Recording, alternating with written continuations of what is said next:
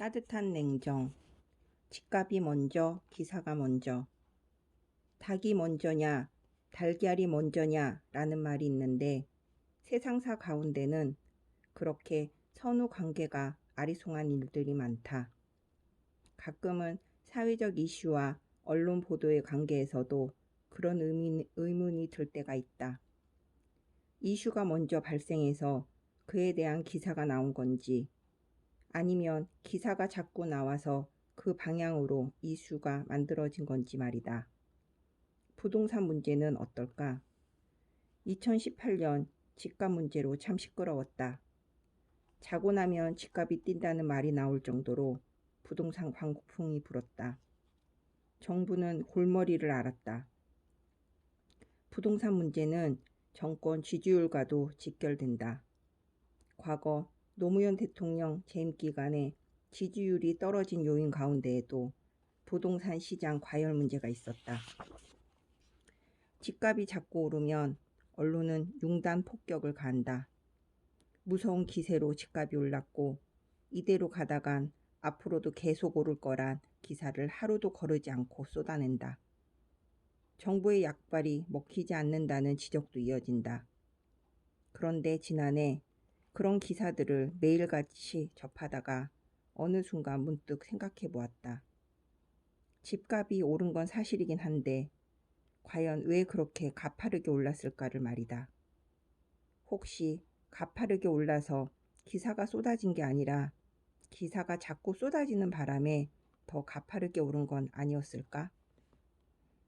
2018년에 나온 부동산 기사들은 사실 집을 안 사고 못 베길 것 같은 기분이 들게 하였다. 물론 집값이 오르니 오른다 하고 시장이 불안하니 불안하다고 했겠지만 정도를 넘어선 듯 보이는 기사들이 많았다. 집값이 오르고 시장이 불안하기를 바라고 쓴 기사가 아닌가 싶은 의심이 들 정도였다.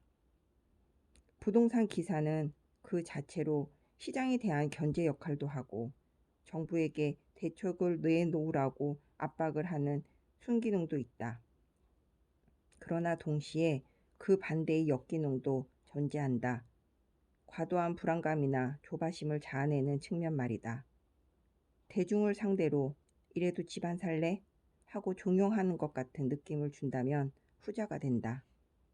부동산 광풍, 집값 급등, 고공행진, 천정부지, 이런 표현들이 담긴 일면 톱 기사들을 매일 접하다 보면 결국 그런 느낌이 부지불식간에 들기 마련이다. 당장 나도 집을 사야 할 것 같은 조바심이 생긴다. 집값이 작년에도 올랐고 올해도 올랐고 내년에도 오를 거라는 기사는 결국 집 없는 서민들이 은행으로 달려가 대출 도장을 찍도록 만든다. 심각한 소외감도 심어준다.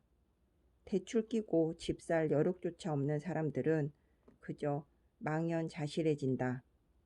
집이 있어도 내 집만 안 올랐다면 없는 것보다 못하다고 자신을 책망하기도 한다.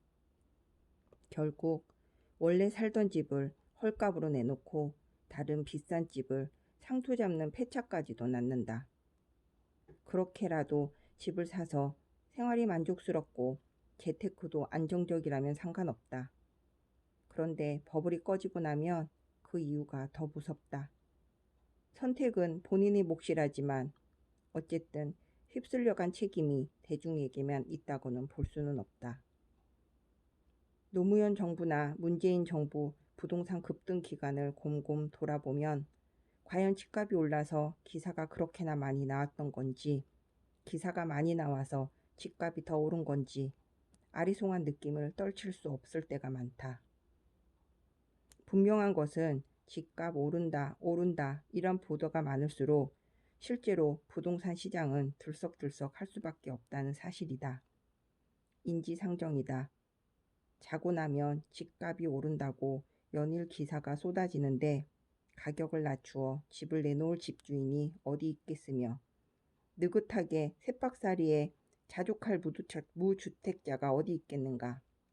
어쩌면 부동산 기사야말로 부동산 문제의 공범 혹은 주범일지도 모른다.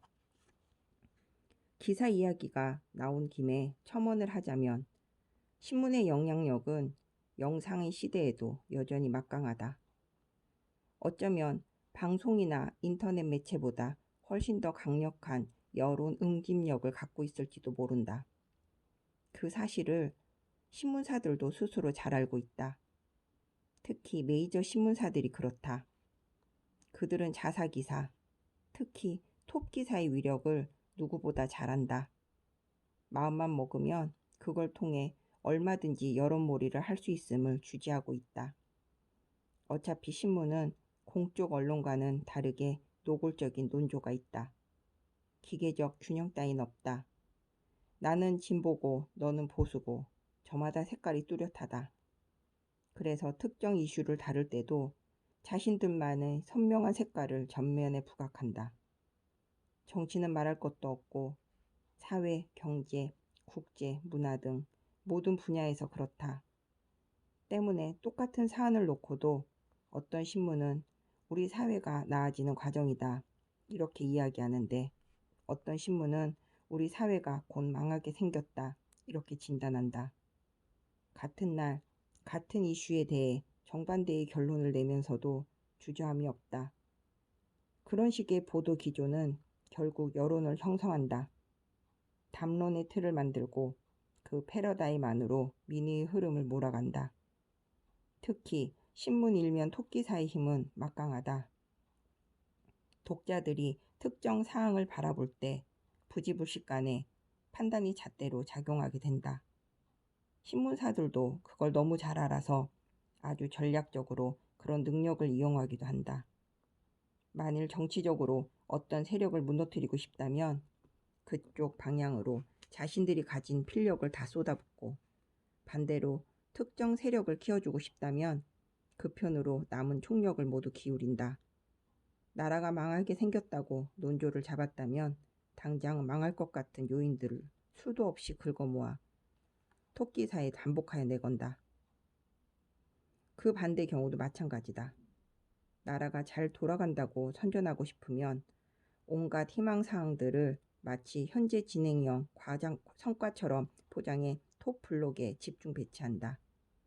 그러고는 2면, 3면, 4면으로 이어지는 연관 기사들로 집중 포화를 가한다.